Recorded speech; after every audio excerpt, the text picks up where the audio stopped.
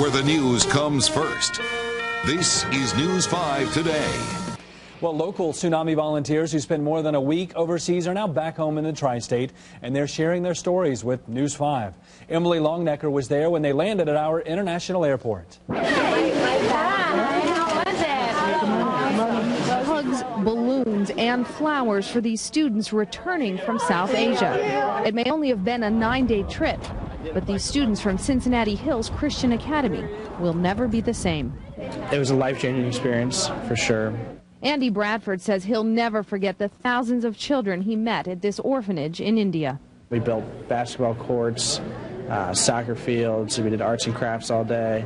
It was tough work, but it was just awesome to see the kids' faces. Many of the orphans couldn't speak English, but that didn't stop heartfelt connections from being made. So much you can do just through actions. Actions speak louder than words. For some on the trip, organized by Global Peace Initiative, seeing what the tsunami left behind was hard to comprehend.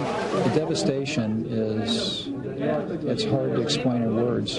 Local businessman Carl Linder III headed up a group of volunteers who visited the tsunami-ravaged areas of Sri Lanka. It just left an impact on all of us that will be there forever. Linder's group delivered medical supplies, food, and blankets to tsunami victims. Linder says he was amazed at the people's resiliency, despite the devastation all around them.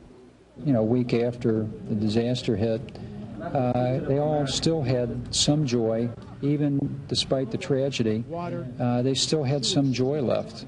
The hardest for Linder's group, meeting tsunami orphans. Some of them are still in shock. Some of them don't really know. They just think their parents are away.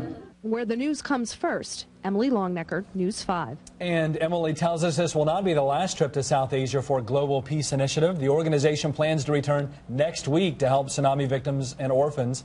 Aiding that effort, $1 million more from the Linder family.